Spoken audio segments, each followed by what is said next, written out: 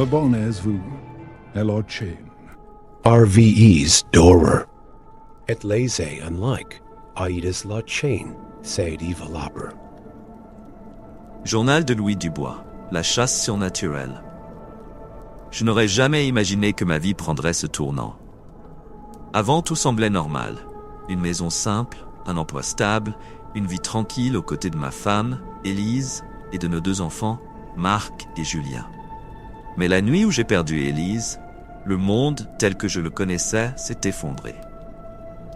La ville de Sainte-Claire, dans l'intérieur de la France, est devenue le théâtre d'une horreur que je n'aurais jamais pu prévoir. Un incendie dévastateur a consumé notre maison, emportant avec elle la paix que nous connaissions. La police a déclaré qu'il s'agissait d'un accident, une tragédie sans explication.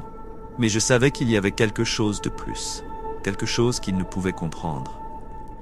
J'ai vu quelque chose dans les yeux d'Élise, juste avant que les flammes ne tout emportent. Quelque chose d'obscur, de maléfique, qui transcende ce que les hommes peuvent expliquer.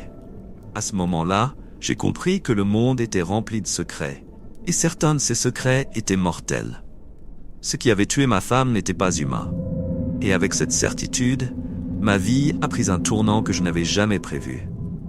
Après avoir enterré Élise, j'ai passé des mois en quête frénétique de réponses. Je me suis éloigné de tout et de tous, emmenant Marc et Julien avec moi. Je devais les protéger, même s'ils ne comprenaient pas. Ma recherche m'a conduit à des informations sombres sur le monde qui existe au-delà du voile de la normalité. Un monde peuplé de monstres, de démons et de créatures de l'ombre. Dans ce voyage, j'ai rencontré Claude Lambert, un chasseur expérimenté, déjà endurci par des années à affronter le surnaturel. C'est lui qui m'a ouvert les yeux sur cette réalité. J'ai appris ce qui était caché, attendant à l'affût, ceux qui n'étaient pas préparés.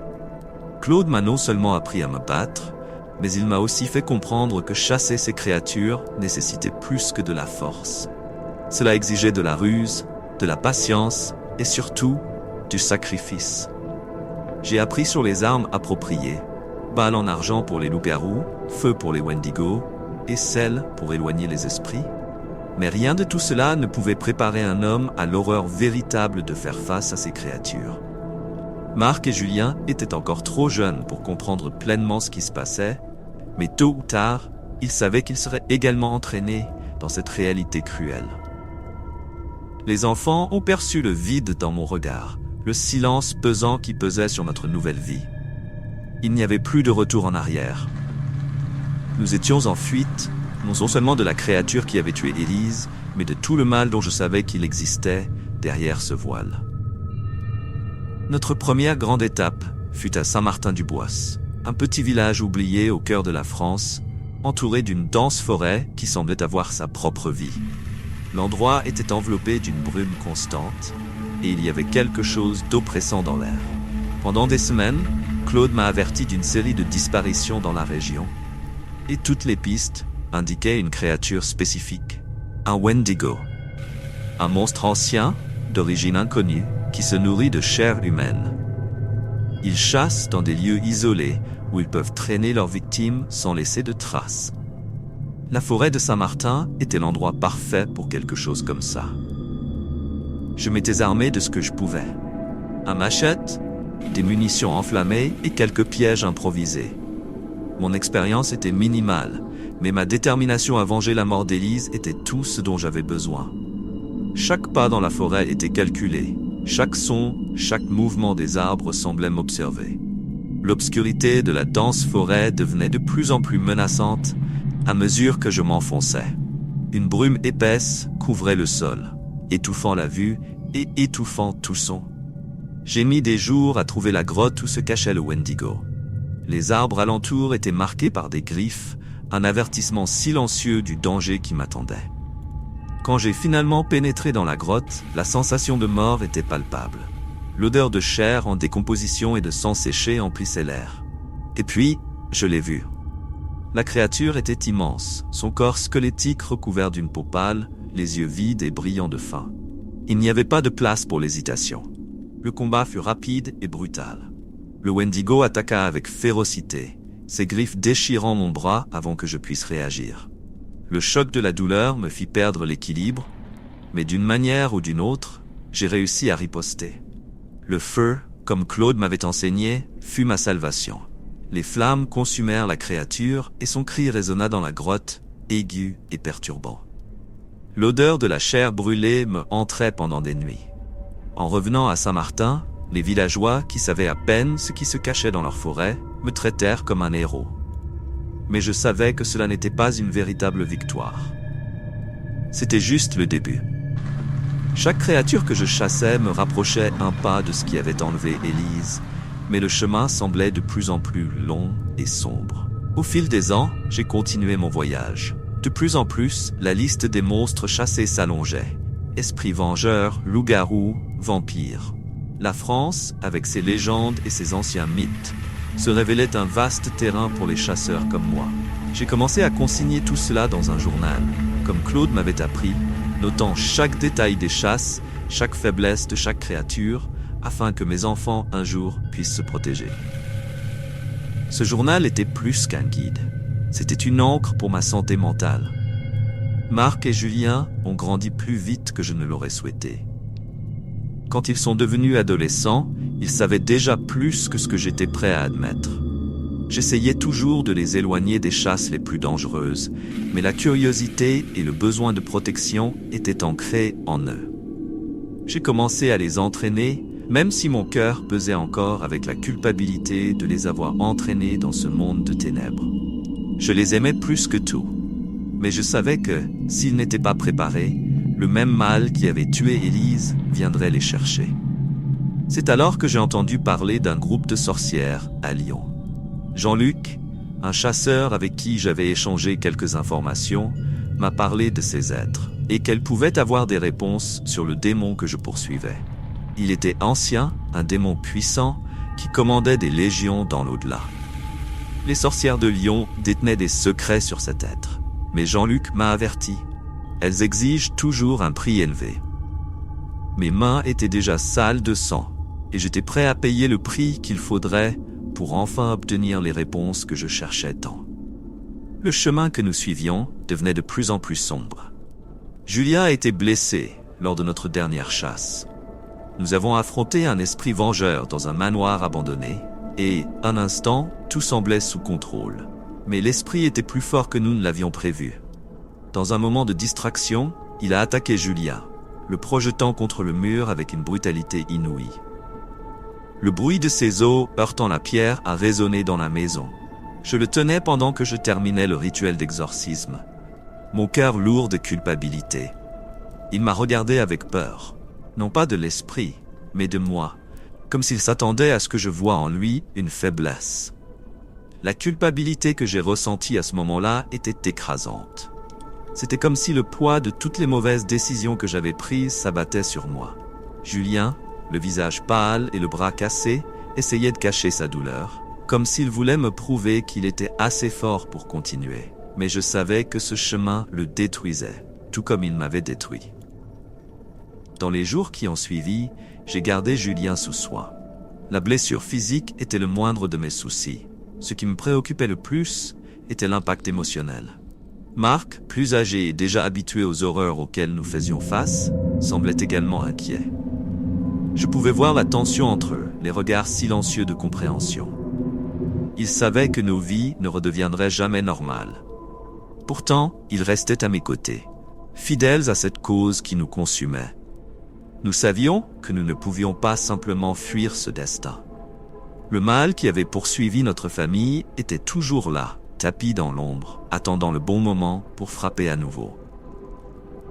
Après l'incident avec l'esprit, nous avons fait une pause. Nous étions physiquement et émotionnellement épuisés. Cependant, le repos ne dure jamais longtemps dans ce type de vie. À peine quelques jours après nous être installés dans une petite auberge aux alentours de Lyon, j'ai reçu un appel. C'était encore Jean-Luc, m'informant que les sorcières de Lyon étaient prêtes à me recevoir. Elles savaient ce que je recherchais, mais comme on pouvait s'y attendre, elles voulaient quelque chose en retour. Quand Jean-Luc m'a expliqué ce qu'elles voulaient, le sang a gelé dans mes veines. Elles exigent un sacrifice, a-t-il dit, sa voix lourde. Le type de sacrifice qu'elles demandaient n'était pas simple. il ne s'agissait pas d'argent ou de faveur. Elle voulait quelque chose qui coûterait bien plus. Je savais que je devrais prendre une décision, et le prix à payer serait probablement plus élevé que ce que j'étais prêt à consentir. Cette nuit-là, pendant que Marc et Julien dormaient, je me suis assis à la table de la petite chambre de l'auberge, fixant le journal que je tenais depuis des années. Chaque ligne écrite était un souvenir du voyage qui nous avait amenés ici, mais aussi un rappel du fardeau que je portais. Élise était morte à cause de quelque chose de bien plus grand qu'un simple accident, et je m'étais engagé à aller jusqu'au bout pour découvrir la vérité. Mais plus je m'enfonçais, plus je réalisais que le coup de la vengeance était mon propre âme, et peut-être celle de mes enfants. Le dilemme me consumait. Qu'étais-je prêt à sacrifier?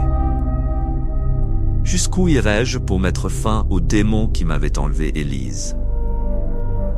Le lendemain, j'ai emmené Marc et Julien avec moi au cœur de Lyon. Les rues anciennes et étroites de la ville étaient enveloppées d'une légère brume, tandis que nous nous dirigions vers un vieux quartier où les sorcières nous attendaient. Jean-Luc m'avait donné les coordonnées exactes. Un vieux bâtiment, à la façade simple, mais qui cachait bien plus que ce qu'il paraissait. À notre arrivée, une femme au regard perçant nous attendait à la porte. Elle ne prononça pas un mot, nous conduisant simplement à travers des couloirs sombres et sinueux jusqu'à une salle éclairée par des bougies. L'odeur d'encens était forte, et l'atmosphère chargée de quelque chose qui ne pouvait être vu, mais qui était certainement ressenti. À l'intérieur, 3 sorcières nous attendaient. Leurs visages étaient indistincts à première vue, comme s'ils étaient des ombres en mouvement. « Élise Dubois » murmura l'une d'elles, comme si le nom portait un poids que seules elles comprenaient. Mon corps entier se figea en l'entendant, mais je me suis maintenu ferme. J'avais besoin des réponses. « Nous savons ce que vous recherchez », dit la plus âgée d'entre elles, d'une voix rauque et posée. « Le démon qui a détruit votre vie n'est pas une entité ordinaire. C'est un des anciens, un être qui transcende les époques. » Mes mains se fermèrent en poing alors qu'elle parlait. Tout ce que j'avais imaginé, tout pourquoi j'avais lutté, était devant moi. Les réponses étaient enfin là, à quelques mètres de distance. Vous pourrez le trouver, continua-t-elle, mais le chemin exige un prix. Son regard se posa un instant sur Marc et Julien, et mon cœur faillit s'arrêter. Il n'y avait pas moyen d'échapper à ce sacrifice. Elle voulait la vie de l'un de mes fils. La tension dans la salle monta d'un cran. Mon instinct paternel hurlait en moi de fuir cet endroit, de protéger mes enfants à tout prix. Cependant, quelque chose de plus profond, un désir sombre de vengeance, me disait que c'était la seule façon de mettre fin à la souffrance qui hantait ma famille. « Choisissez », dit la plus jeune des sorcières, sans aucune émotion. J'étais déchiré intérieurement. Mes mains tremblaient, le poids de la décision presque insupportable. C'était le sacrifice ultime, un prix que je n'aurais jamais imaginé devoir payer. J'avais promis de protéger mes enfants, mais j'avais aussi promis de venger Élise. Qu'est-ce qui valait le plus? La vie de mes enfants ou la destruction du mal qui nous avait poursuivis si longtemps? Marc et Julien étaient à mes côtés, leur visage exprimant peur et confusion. Ils ne comprenaient pas ce qui se passait, mais ressentaient le danger dans l'air. Je les regardais, leurs yeux jeunes et innocents, et tout ce que je pouvais penser était ce que je devenais. Un homme autrefois ordinaire, maintenant entraîné dans un monde d'ombre et de sang. Je fis le choix que tout père ferait. Je pris la main de Julien et dis que nous quittions cet endroit. S'il y avait un prix à payer, je trouverais une autre façon. Je ne sacrifierais pas la vie de mes enfants. Pas pour quoi que ce soit. Si vous appréciez cette histoire et que vous voulez suivre les aventures qui vous attendent, n'oubliez pas de suivre notre chaîne. Votre soutien est essentiel pour que nous puissions continuer à créer des récits engageants et passionnants. Laissez votre commentaire ci-dessous et partagez vos impressions sur l'histoire. Votre opinion fait toute la différence pour nous et nous motive à vous raconter encore plus d'histoires effrayantes et mystérieuses. Merci beaucoup de nous avoir écoutés. Les sorcières nous regardèrent en silence, leur regard froid et perçant, comme si elles savaient que le cycle de notre lutte n'était pas terminé. En sortant de cet endroit, je sentis le poids d'une bataille perdue, mais le soulagement d'avoir gardé ma famille intacte, au moins pour un jour de plus. Les sorcières n'interférèrent pas pendant que nous quittions le vieux bâtiment, mais je pouvais sentir leurs yeux sur nous, comme une ombre qui ne se dissiperait pas si facilement. L'air de Lyon semblait plus lourd cet après-midi-là, presque comme si l'environnement lui-même était conscient de la décision que j'avais prise. Marc et Julien marchèrent en silence à mes côtés. L'aîné savait que quelque chose de sombre se tramait, mais respectait mon silence. Il avait appris, dès son plus jeune âge, que les questions pouvaient attendre que nous soyons dans un endroit sûr. Julien, en revanche, semblait perdu dans ses pensées, encore en train de se remettre de ce que nous avions affronté ces derniers jours. En les regardant, je savais que j'avais fait le bon choix, mais l'incertitude sur la façon de continuer me hantait. Que viendrait-il ensuite? Comment pourrions-nous affronter un mal aussi ancien sans l'aide des sorcières? Jean-Luc nous retrouva à l'auberge plus tard dans la nuit. Son regard était empreint d'inquiétude en voyant nos expressions fatiguées. Il ne demanda rien, mais le silence qui suivit parlait de lui-même. Il savait que la négociation avec les sorcières avait échoué. « Tu savais quel prix elles exigeraient ?» demandai-je, ma voix tendue. Jean-Luc hésita, évitant mon regard. Je le soupçonnais, mais il y a des choses que tu dois affronter par toi-même, Arnaud. Tous les chemins ne mènent pas à des réponses faciles. Je m'approchai de lui, la frustration débordant. Facile, elle voulait la vie de l'un de mes enfants. Il leva les mains comme pour demander de la calme. Je comprends. Mais ces entités, elles jouent selon leurs propres règles. Pour obtenir du pouvoir sur quelque chose d'aussi ancien, il faut sacrifier quelque chose d'également puissant. Sacrifice. C'était le thème qui imprégnait tout notre parcours, depuis la mort d'Élise jusqu'à l'implication de mes enfants dans cette vie infernale. J'en avais assez des sacrifices, de perdre des gens que j'aimais au nom d'une lutte qui semblait sans fin. Alors, que faisons-nous maintenant? La question échappa à mes lèvres avant que je ne puisse la contrôler. J'étais perdu, et malgré mon désir de paraître fort pour mes enfants, je savais que je n'avais pas de plan clair. Jean-Luc me regarda avec une gravité que je voyais rarement en lui. Il y a encore d'autres moyens, Arnaud.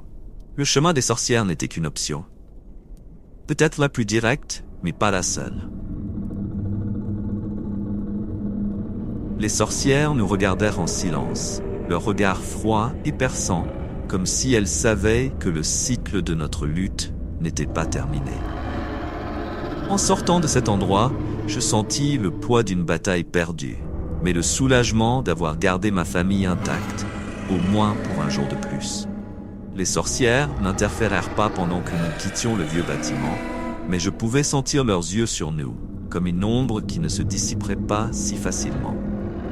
L'air de Lyon semblait plus lourd cet après-midi-là, presque comme si l'environnement lui-même était conscient de la décision que j'avais prise. Marc et Julien marchèrent en silence à mes côtés. L'aîné savait que quelque chose de sombre se tramait, mais respectait mon silence. Il avait appris, dès son plus jeune âge, que les questions pouvaient attendre que nous soyons dans un endroit sûr. Julien, en revanche, semblait perdu dans ses pensées, encore en train de se remettre de ce que nous avions affronté ces derniers jours. En les regardant, je savais que j'avais fait le bon choix, mais l'incertitude sur la façon de continuer me hantait. Que viendrait-il ensuite? Comment pourrions-nous affronter un mal aussi ancien sans l'aide des sorcières? Jean-Luc nous retrouva à l'auberge plus tard dans la nuit. Son regard était empreint d'inquiétude en voyant nos expressions fatiguées. Il ne demanda rien, mais le silence qui suivit parlait de lui-même. Il savait que la négociation avec les sorcières avait échoué. « Tu savais quel prix elles exigeraient ?» demandai-je, ma voix tendue. Jean-Luc hésita, évitant mon regard. Je le soupçonnais, mais il y a des choses que tu dois affronter par toi-même, Arnaud. Tous les chemins ne mènent pas à des réponses faciles. Je m'approchai de lui, la frustration débordant. Facile, elle voulait la vie de l'un de mes enfants. Il leva les mains comme pour demander de la calme. Je comprends. Mais ces entités, elles jouent selon leurs propres règles. Pour obtenir du pouvoir sur quelque chose d'aussi ancien, il faut sacrifier quelque chose d'également puissant. sacrifice. C'était le thème qui imprégnait tout notre parcours, depuis la mort d'Élise jusqu'à l'implication de mes enfants dans cette vie infernale. J'en avais assez des sacrifices, de perdre des gens que j'aimais au nom d'une lutte qui semblait sans fin. Alors, que faisons-nous maintenant? La question échappa à mes lèvres avant que je ne puisse la contrôler. J'étais perdu, et malgré mon désir de paraître fort pour mes enfants, je savais que je n'avais pas de plan clair. Jean-Luc me regarda avec une gravité que je voyais rarement en lui. Il y a encore d'autres moyens, Arnaud. Le chemin des sorcières n'était qu'une option. Peut-être la plus directe, mais pas la seule. Je m'assis, épuisé. Et quel est l'autre moyen? Il soupira, puis commença à expliquer. Dans les forêts près de Dijon, il y a un homme, ou quelque chose d'approchant. On l'appelle le gardien du crépuscule. On dit qu'il détient des connaissances anciennes, mais le coût pour lui parler est élevé. Pas en vie humaine, mais en quelque chose de spirituel. Je me recroquevillais en entendant cela. Plus de risques, plus de secrets enfouis dans des légendes et des mythes. Mais que pouvais-je perdre de plus? À ce stade, il semblait que j'étais dans une course désespérée contre le temps, et chaque pas m'éloignait davantage de l'espoir. Préparez-vous à voyager, ordonnai-je à Marc et Julien cette nuit-là. Nous partons à l'aube. La route vers Dijon était silencieuse. Seul le bruit monotone du moteur remplissant l'air, interrompu de temps à autre par le bruissement du vent dans les arbres. J'étais plongé dans mes pensées, révisant toutes les décisions qui m'avaient mené jusqu'ici. Julien dormait sur le siège arrière, tandis que Marc gardait un œil vigilant sur la route, toujours prêt à tout signe de danger. Quand nous arrivâmes enfin dans les forêts que Jean-Luc avait mentionnées, l'endroit semblait respirer l'Antiquité. Les arbres étaient énormes, avec des troncs tordus et des racines qui s'étendaient comme des tentacules. La sensation que quelque chose se cachait dans l'ombre était palpable. Je pris mon arme, par pur instinct, sachant que dans cet endroit, les armes à feu auraient peu d'effet. Jean-Luc nous accompagna seulement jusqu'à l'entrée de la forêt. Il nous avertit que le gardien n'était pas une entité avec laquelle il fallait plaisanter, mais que si nous parvenions à attirer son attention, nous pourrions peut-être trouver le chemin que nous cherchions. Quoi qu'il demande, souviens-toi, il réclame toujours son prix, dit Jean-Luc avant de s'éloigner, nous laissant à notre propre sort. Nous traversâmes la forêt pendant des heures. Le silence était oppressant, et la seule chose que nous entendions était le bruit de nos pas sur les feuilles sèches. Je savais que nous approchions quand l'atmosphère autour de nous changea. L'air semblait plus dense, chargé de quelque chose de surnaturel. Enfin, nous arrivâmes dans une clairière. Au centre, une silhouette encapuchonnée nous attendait. Le gardien du crépuscule. Il n'était pas exactement ce que j'avais imaginé. Son manteau semblait fait d'ombre, et le visage caché sous la capuche était indistinct, comme s'il était en constante mouvance, ne se fixant jamais sur une forme. « Tu cherches des réponses, dit-il, sa voix profonde et résonnante, comme si elle venait de tous les côtés à la fois. Mais toutes les réponses ont un coût. Mon corps tout entier se raidit. Il n'y avait plus de retour en arrière maintenant. Je ferai ce qu'il faut pour détruire le démon qui a pris la vie d'Élise, déclarai-je, ma voix plus ferme que je ne me le sentais. Le gardien inclina légèrement la tête, comme s'il considérait mes mots. Très bien alors. Pour vaincre l'obscurité qui te poursuit, tu devras affronter une obscurité encore plus grande. Avant que je puisse demander ce qu'il voulait dire, le sol sous mes pieds commença à trembler, et des ombres se levèrent autour de nous, prenant forme, jusqu'à ce qu'une figure colossale émerge. Le gardien recula, nous laissant face à une force primitive, quelque chose de bien plus ancien que tout démon avec lequel j'avais eu affaire. Je savais que nous n'étions pas prêts pour ce qui allait suivre. Mais je savais aussi qu'à partir de ce moment, il n'y avait plus de retour. Le colosse d'ombre qui émergea devant nous semblait pulser avec une énergie ancienne, quelque chose qui transcendait tout concept de bien et de mal que j'avais connu. Ces formes indistinctes se tordaient, comme si elles étaient en constante transformation, toujours au bord de quelque chose de nouveau et d'incompréhensible. Marc se plaça instinctivement à mes côtés, tandis que Julien, encore ébranlé, recula de quelques pas, ses yeux écarquillés de peur. Je n'avais pas de mots. La présence de cette créature me fit réaliser que le chemin que j'étais en train de tracer n'avait pas de fin visible. Chaque réponse que je cherchais menait à des questions encore plus sombres. Et à chaque pas, l'abîme dans lequel je m'enfonçais semblait de plus en plus inévitable.